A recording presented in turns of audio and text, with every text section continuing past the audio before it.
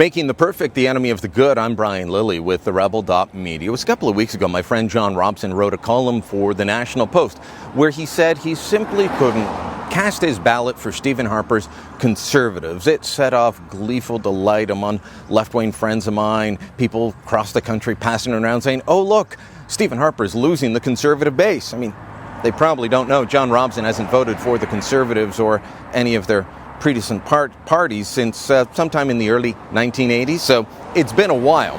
But here's what Robson said at the opening of his column. I cannot vote for them. I just can't. They should be my natural choice, but their coarse, vindictive, proudly unprincipled cynicism must not be rewarded with electoral success, regardless of the consequences. Really? Regardless of the consequences? I'm here in a riding called Berthier-Masconanger. Behind me is a poster of a woman named Ruth Ellen Brosseau. She won this riding in the 2011 federal election without knocking on a single door and asking people to cast their ballot for her. Why?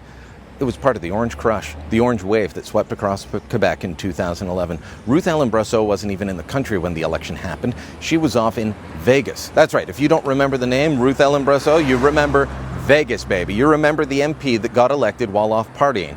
The woman who was a Carleton University pub manager and put her name down to help out the party. Now, according to reports, she's turned into an MP that takes her job seriously, but that's the type of wave that can happen. And she took 20,193 votes, or 41% of the vote, against Guy André, an experienced MP with the Bloc Québécois.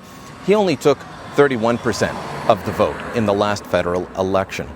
So people start saying, all right, Stephen Harper's not conservative enough. I don't like these boutique tax credits. What is the alternative? The alternative is an NDP government that wants not boutique tax credits, but more spending everywhere, that wants to return to the days of the Canadian Wheat Board and banning raw log exports, a command and control economy. It's a government that wants to spend more at every turn, that wants to insert itself more into your life. Are those the consequences you're willing to say, regardless of consequence? It's a government that, on the foreign policy front, would turn Canada back and the go-along to get-along crowd. Is that really what you want to do? Let me put this in another way. Let me put it in another context. Mitt Romney. In 2012, I was one of the people that had an attitude similar towards Robson's in terms of the U.S.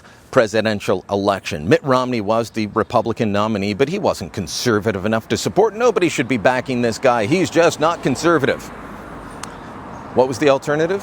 4 more years of Barack Obama. Does anyone actually think that America's better under Barack Obama, or would Mitt Romney have done better? And remember, the presidential debates, Mitt Romney actually saw Vladimir Putin and an increasingly aggressive Russia as a threat. Obama mocked that, said the 80s called and wanted their foreign policy back.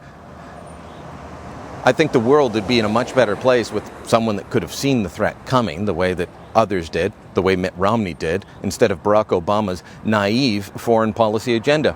I think the United States would have been much better under someone who knows how to balance a spreadsheet, someone who knows how to make a payroll, than they are under Barack Obama, where the jobless rate has only gone down because millions of Americans have stopped looking for work. You can be upset that the conservatives don't match your pure version of conservatism, or you can try and influence the way that they're going to go. But I'd rather have a government that does believe in less taxes, even if it comes in the way of boutique tax credits and boutique tax cuts, than someone that believes the government should run every part of your life. I think that's a pretty stark choice, and whether we're talking about the NDP or Justin Trudeau and his Liberals getting into power, that is the choice. How much government do you want in your life? Look, if the Libertarian Party and their leader Tim Moen had a shot in a particular riding, I'd say absolutely, let's give them a try. Let's get behind them. I've met Tim, he's a smart guy, he's an engaging fellow, but we're not there yet. And the last time the right decided to split, we ended up with 10 years of Jean Chrétien and his Liberals. That caused an antagonistic relationship with Quebec as the Liberals decided everything should be run from Ottawa and provincial jurisdiction be damned. That's not something I want to go back towards, and I definitely don't want more government spending in my life, which means more government hands dipping into my bank book, into my paycheck, to take what they think they need and leaving me with a pittance.